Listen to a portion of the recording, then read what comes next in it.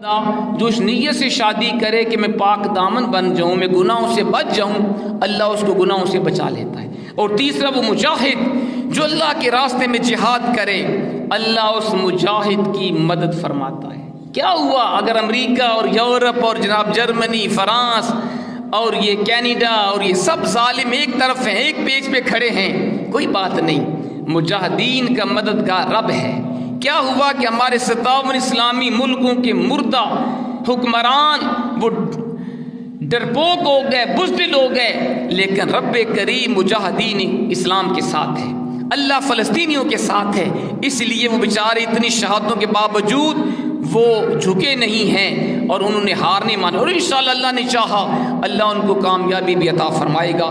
تو سرکار نے فرمایا 3 بندوں کا مددگار رب کریم ہے، ان میں تیسرا بندہ اللہ کے راستے میں جہاد کرنے والا۔ پھر سنیں، مجاہد کو سامان جو اس کے سامان کو تیار کرے یا اس کو مالی مدد کرے، اس کی شان کیا ہے؟ حضرت زید بن خالد جوہنی رضی اللہ عنہ اس حدیث کے راوی ہیں، رسول پاک فرماتے ہیں من جہز غازیا فی سبیل اللہ فقد غزا، جس بندے نے کسی مجاہد کو اللہ کے راستے میں اس کا سامان تیار کیا، اس کی مالی مدد کی، سامان اس کو دیا یا سامان کو تیار کیا، وہ ایسے جیسے اس نے جہاد کیا۔ یعنی مجاہد کی مدد کرنے والا، اس کے سامان کو تیار کرنے والا، اسے دلاسا دینے والا، تسلی دینے والا، مدد کرنے والا، وہ بھی جہاد کرنے والے کی طرح ہے۔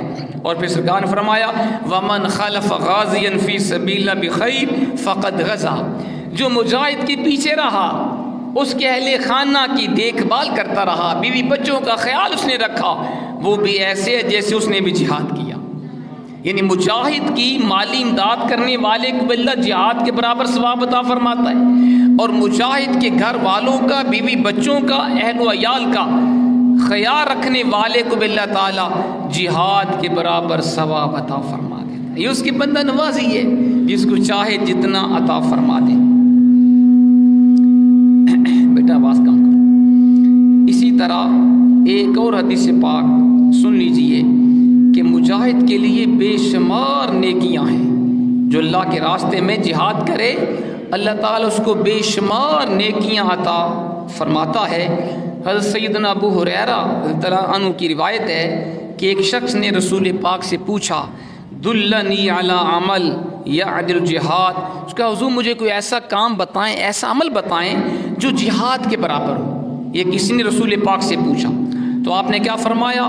لا اجدہ، فرمایا میں کوئی ایسا عمل نہیں پاتا جو جہاد کے برابر ہو، میں کوئی ایسا عمل نہیں پاتا جو جہاد کے برابر ہو۔ پھر حضور نے فرمایا حل تستطیع اذا خرج المجاہد ان تدخل مسجدک فتقوم ولا تفطر وتصوم ولا تفطر، کیا تم طاقت رکھتے ہو کہ جب مجاہد جہاد کے لیے نکلے تو جب تک وہ جہاد کرتا رہے تم دنیا کا کام چھوڑ کر مسجد میں عبادت میں لگ جاؤ اور بالکل نماز پڑھتے رہو، ہر وقت اللہ کو یاد کرتے رہو، اور تم ہر وقت روزے سے رہو، روزہ نہ چھوڑو، نماز نہ چھوڑو، کیا تم اس بات کی طاقت رکھتے ہو؟ اس سائل نے پوچھا، اس نے کہا ومن یستطیع ذلک، حضور کون بندہ ہے جو اتنی طاقت رکھے کہ وہ 24 گھنٹے نماز کے اندر مصروف رہے، وہ جناب روزانہ روزہ رکھے، کون ایسا بندہ ہے جو اس کی طاقت رکھے؟ تو حضور نے فرمایا، حضرت ابو ہریرہ رضی اللہ تعالی عنہ کی یہ روایت ہے۔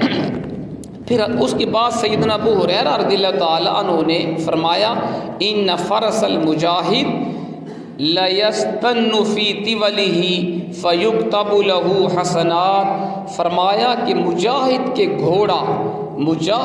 گھوڑے میں بندھی ہوئی رسی، جو وہ مجاہد پاؤں زمین پر مارتا ہے، جس مجاہد کے گھوڑے میں رسی باندھی ہو پھر وہ اپنا پاؤں زمین پر مارے، فرمایا اللہ اس کی وجہ سے بھی مجاہد کی نیکیاں لکھ دیتا ہے۔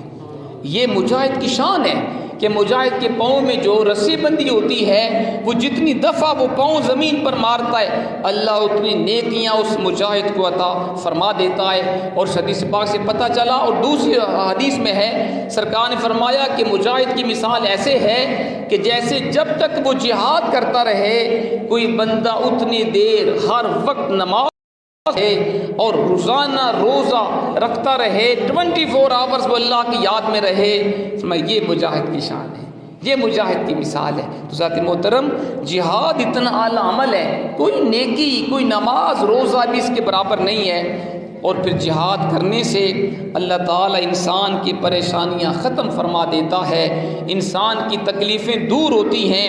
حضور فرماتے ہیں اِنَّهُ لَيُنَجِّي اللَّهُ تَبَارَكَ وَتَعَالَى بِهِ مِنَ الْهَمِّ وَالْغَمِّ، بے شک اللہ جہاد کی برکت سے انسان کے غم پریشانیوں کو دور فرما دیتا ہے۔ اللہ جہاد کرنے والوں کی پریشانیوں کو، مجاہدین کی پریشانیوں، ان کے غم کو دور فرما دیتے۔ یہی وجہ ہے ہم فلسطین کے اندر آج دیکھ رہے ہیں، پہلے ہم نے صحابہ کرام کے بارے میں واقعات پڑھے تھے کہ صحابہ جب شہید ہوتے وہ ذوق و شوق کے ساتھ میدان جنگ میں جاتے، وہ کفار کی تعداد کی کثرت کو دیکھ کر ڈرتے نہیں تھے، اور جب شہید ہوتے صحابہ تو قسم کھا کر فرماتے فزت برب الکعبہ، مجھے رب کی عزت کی قسم میں کامیاب ہو گیا۔ وہ موت کو سامنے دیکھ کر ڈرتے نہیں تھے۔ آج فلسطین کے مجاہدین نے ہماری وہ کتابوں میں پڑھے ہوئے واقعات ہمیں یاد کروا دیے۔ اب ایسے ایسے ویڈیو کلپ بھی ہم دیکھ رہے ہیں کہ ایک بچے کا کلپ دیکھا کہ وہ حافظ قرآن بچہ ہے، قرآن پاک کی تلاوت کر رہے ہیں، اور ڈاکٹر اس کے پاؤں کو سی رہے، اس کے پاؤں کو ٹانکے لگا رہے زخم کو، چونکہ کوئی ان کے پاس ایسی دوا نہیں بچی کہ بچے کو بے ہوش کر سکے۔ ظالموں نے سب چیزیں تباہ و برباد کر دیں۔ وہ بچہ قرآن پڑھ رہا ہے اور ڈاکٹر اس کا آپریشن کر رہے ہیں، کوئی اس کو تکلیف کا احساس نہیں ہو رہا۔ اور ایک بچہ اس کا بھائی یا کوئی عزیز وہ آخری اس کے سانسیں ہیں اور وہ کہتے ہیں پڑھو کلمہ شریف، وہ اس کو کلمے کی تلقین کر رہے ہیں، اور مائیں بھی گھبرائی نہیں ہے۔ انہوں نے کہا کیا ہوا اگر ہمارا بچہ شہید ہوا، ایک بچہ تو ابھی باقی ہے نا۔ یعنی ماؤں کا بھی جذبے کو سلام ہے، ان بچوں کو بھی سلام ہے، بوڑھوں کو سلام ہے جو اللہ کے راستے میں وہ سیسا پلائی ہوئی دیوار بن کے کا عیسائیوں کا دشمنان اسلام کا مقابلہ کر رہے ہیں۔ کیونکہ وجہ یہ ہے ان کو اپنی غموں کا احساس نہیں ہے، کیونکہ سرکار فرماتے ہیں کہ جہاد کی برکت سے اللہ تعالی انسان کی پریشانیاں غم کو دور فرما دیتا ہے۔ اور دوسری حدیث میں حضور نے فرمایا سافروا تصیحوا وغزوا تستغنوا، راستے میں جہاد کیا کرو، جہاد کرنے سے اللہ تمہیں مالدار بنا دے گا، جہاد کرنے سے تم مالدار بن جاؤ گے، اللہ تمہاری غربت کو دور فرمائے گا، تمہارے فقر و فاقہ کو دور فرما دے گا۔ اور حضرت عبداللہ بن عمر کی روایت ہے، رسول پاک نے فرمایا جعل رزقی تحت ظل رمحی وجعل الذلۃ والصغار علی من خالف امری، بخاری کے اندر حدیث ہے، سرکار نے فرمایا کہ میرا رزق میرے نیزے کے سائے کے نیچے رکھا گیا۔ لوگ کہتے ہیں اسلام امن کا دین ہے، امن کی بات کرو، میں کہتا ہوں امن کا دین ہے، لیکن اس وقت اسلام امن کا سبق دیتا ہے جب فتح مکہ ہو گیا ہوتا ہے، جب مکہ فتح ہو جائے پھر اسلام کہتا ہے کہ سب کفار کو امان ہے، جو ابو سفیان کے گھر میں داخل وہ بھی بچ گیا، جو بیت اللہ میں پناہ لے گا وہ بھی بچ جائے گا۔ جب اسلام غالب ہو پھر اسلام امن کا درس دیتا ہے۔ لیکن ظالموں جب مسلمانوں کے اوپر حملہ کیا جائے، مسلمانوں کی عزت کو تار تار کیا جائے، مسلمانوں کو شہید کیا جائے، اس وقت اسلام امن کا نہیں وہ جہاد کا سبق دیتا ہے۔ آج فلسطین کی صورتحال وہ امن کی متقاضی نہیں ہے، پوری امت مسلمہ سے جہاد کا تقاضا کر رہے اسلام۔ آج جہاد کا وقت ہے، یہ گھروں میں چھپنے کا وقت نہیں ہے۔ اور اسی طرح جب مسلمانوں کے اوپر ظلم ہو، جیسے مقبوضہ کشمیر کے اندر کتنے 100 دن ہو گئے ابھی تک کرفیو نہیں اٹھایا گیا، فلسطین کی صورت کتنی تکلیف دہ ہے، ان حالات میں امن کا نہیں، اسلام جہاد کا سبق دیتا ہے، اسلام بہادری کا سبق دیتا ہے، جو آج ہمارے بزدل حکمران وہ سبق کو بھول چکے ہیں۔ تو سرکار نے فرمایا میرا رزق میرے نیزے کے سائے کے نیچے رکھا گیا۔ اور آپ نے فرمایا ذلت اور رسوائی اس بندے کے لیے ہے جس نے میری حکم کی خلاف ورزی کی۔ مطلب یہ ہے کہ حضور جہاد بھی آپ نے کیا ہے، آپ نے میدان احد میں خود زرہ پہن کے آپ تشریف لے کر گئے تھے، میدان خندق میں حضور تشریف لے کے گئے، میدان بدر میں گئے، غزوہ خیبر میں، فتح مکہ میں، کتنے حضور نے غزوات میں خود حصہ لیا۔ سرکار نے خود اپنے ہاتھوں سے تلوار استعمال کی، جہاد کیا۔ تو سرکار نے فرمایا کہ میرا رزق میرے تلوار اور میرے نیزے کے سائے کے نیچے رکھا گیا ہے۔ یہ ہمارے آقا کی شان ہے، اور جہاد اجر عظیم ہے۔ قرآن کہتا ہے وَمَن يُقَاتِلْ فِي سَبِيلِ اللَّهِ فَيَقْتُلْ أَوْ يَغْلِبْ فَسَوْفَ نُؤْتِيهُ أَجْرًا عَظِيمًا، جو اللہ کے راستے میں جنگ کرے اور پھر وہ قتل ہو جائے یا وہ غالب آ جائے، ہم انہیں دوہرا اجر دیں گے۔ بیٹا پھر ہم انہیں دوہرا اجر دیں گے۔ حضرت محترم بے شمار احادیث میرے سامنے ہیں، پڑھی ہیں جہاد کے بارے میں۔ سرکار فرماتے ہیں لا غدوۃ فی سبیل اللہ او روۃ خیر من الدنیا وما فیہا، کہ اللہ کے راستے میں ایک صبح اور ایک رات گزارنا یہ دنیا و ما فیہا سے زیادہ افضل ہے۔ اور اس طرح حضور نے یہ بھی فرمایا منی برت قدمہ فی سبیل اللہ حرمہ اللہ علی الناس، صحیح بخاری کی حدیث ہے، جس کے پاؤں اللہ کے راستے میں غبار آلود ہو گئے اللہ اس کے اوپر جہنم کی آگ کو حرام فرما دیتا ہے۔ یہ حضور کے فرامین سنا رہا ہوں، جس کے پاؤں جہاد کرتے ہوئے غبار آلود ہوں اللہ اس کے اوپر جہنم کی آگ کو حرام فرما دیتا ہے۔ اور یہ بھی سرکار نے فرمایا اللہ کے راستے میں ایک گھڑی کھڑے ہونا حجر اسود کے پاس یہ لیلۃ القدر کے قیام سے بھی افضل ہے۔ یہ ہمارے مجاہدین فلسطین والے جو اسرائیل اور امریکہ اور سپر طاقتوں کے سامنے ڈٹ کے مقابلہ کر رہے ہیں، ان کا ایک گھڑی کھڑے ہو کے کفار کا مقابلہ کرنا یہ حجر اسود کے سامنے لیلۃ القدر کی عبادت سے بھی زیادہ اعلیٰ عمل ہے، زیادہ افضل ہے۔ اور سرکار نے فرمایا سن لو ان الجنت تحت ظلال السیوف، جنت تلواروں کے سائے کے نیچے ہے۔ اگر جنت چاہیے تمہیں تلوار اٹھانا ہوگی، تمہیں کفار کا مقابلہ کرنا پڑے گا، تمہیں جہاد کرنا پڑے گا، لیکن کیا کریں آج 57 اسلامی ملکوں کے مردہ حکمران سب ڈر کے بیٹھ گئے، کسی کے اندر دم خم نہیں کہ جو جس طرح اسرائیل کی امریکہ مدد کر رہا ہے، برطانیہ کر رہا ہے، فرانس کر رہا ہے، جرمنی کینیڈا کر رہے ہیں، کاش ہمارے 57 اسلامی ملکوں کے 2-4 بھی اگر ملک غیرت ایمانی کا مظاہرہ کرتے اور فلسطین کے ساتھ جا کے کھڑے ہوتے تو آج صورتحال یہ نہ ہوتی۔ ذات محترم سن لو، جو قوم جہاد کو چھوڑ دیتی ہے ذلت اور رسوائی اس کا مقدر بن جاتی ہے۔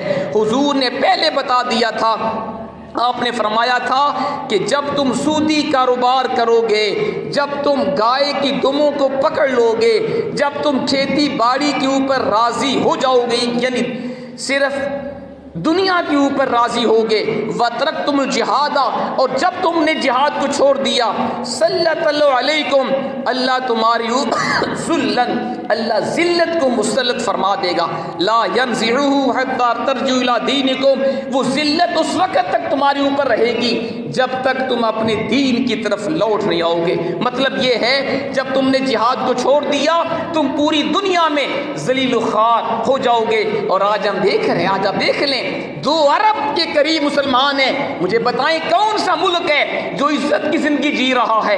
ہر مسلمان ذلیل و خوار ہے، ہر مسلمان یہود کا عیسائیوں کا مقروض ہے، ہر ایک ان کا غلام بنا ہوا ہے۔ وجہ ایک ہی ہے، ہم نے جہاد کرنا چھوڑ دیا۔ اور آخر میں حضور کا ایک فرمان علی شان سن لیجیے، حضرت ثوبان اس حدیث کے راوی ہیں، حضور نے 1400 سال پہلے بتا دیا ایسے وقت آئے گا، آپ نے فرمایا لوگوں سنو، میری امت کے اوپر ایسا وقت آئے گا کہ لوگ تمہارے اوپر، یہ حضور صحابہ کو فرما رہے تھے، مراد ہم ہیں، فرمایا صحابہ سنو، تمہارے اوپر لوگ اس طرح ٹوٹ پڑیں گے، ایک دوسرے کو بلائیں گے تمہارے اوپر حملہ کرنے کے لیے جیسے کھانے کے پیالے پر لوگ ٹوٹ پڑتے ہیں. جیسے بھوکا بندہ ہو اور کھانا جب سامنے آتا ہے تو کس طرح وہ ٹوٹ پڑتا ہے. یہ شادی کے اندر آپ دیکھ سکتے ہیں کہ جب شادی کا کھانا کھولتا ہے تو ہم مسلمان کس طرح کھانے کے اوپر ٹوٹ پڑتے ہیں. تو سرکار نے فرمایا ایک وقت آئے گا کہ لوگ تمہارے اوپر ان بھوکوں کی طرح ٹوٹ پڑیں گے جو کھانوں کے اوپر ٹوٹ پڑتے ہیں. کسی نے پوچھا حضور کیا اس وقت ہماری تعداد تھوڑی ہوگی؟ کیا ہم تعداد میں تھوڑے ہوں گے؟ اب میں نہیں، بل انتم یومئذ کثیر، تم بہت زیادہ ہوگے، تمہاری تعداد اربوں میں ہوگی جو آج ہے. تو لیکن حضور نے فرمایا تم سیلاب کی جھاگ کی طرح بے وقت ہو جاؤ گے.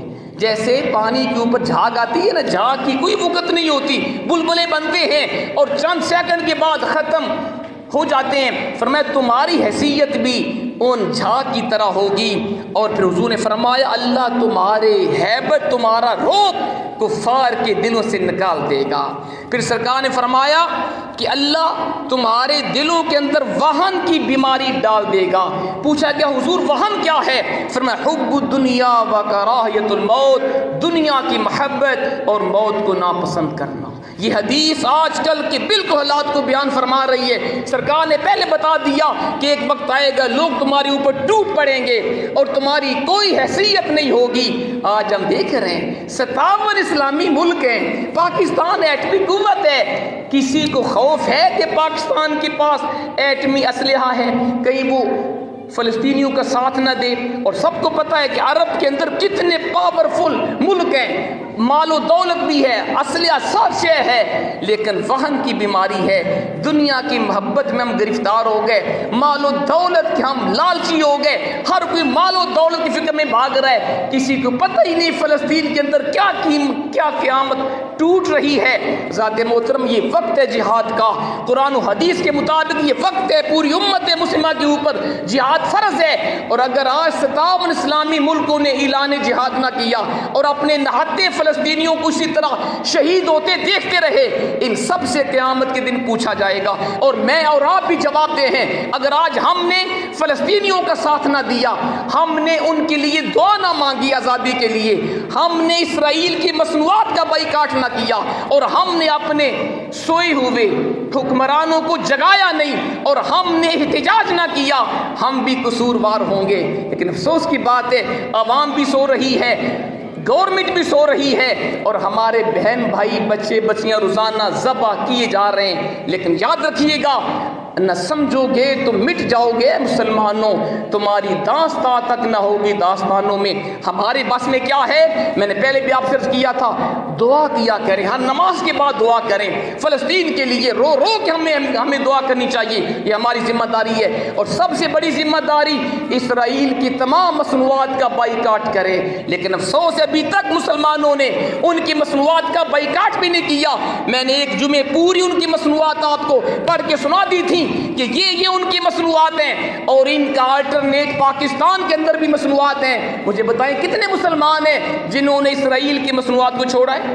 ابھی تک ہم پیپسی، کوکا کولا، 7 اپ، سپرائٹ کو ہم پیتے جا رہے ہیں. ابھی تک لپٹن چائے ہم نے چھوڑی نہیں ہے. ابھی تک ان کے جناب وہ اوریو اور ایلیو کے بسکٹ ہم نے چھوڑے نہیں ہیں. ابھی تک ان کے آئس کریم والز اور عمر ہم کھانا پسند کر رہے ہیں. KFC، میکڈونلڈ کے ریسٹورنٹ کے اوپر ہم کھانا کھا رہے ہیں. تو یہ سن لیجئے، اگر ہم نے ان کی مصنوعات کا بائیکاٹ نہ کیا ہم بھی اللہ کے یہاں جواب دہ ہوں گے. خدا کے لیے چاہیے کم سے کم ان کی مصنوعات کو چھوڑ دیجئے.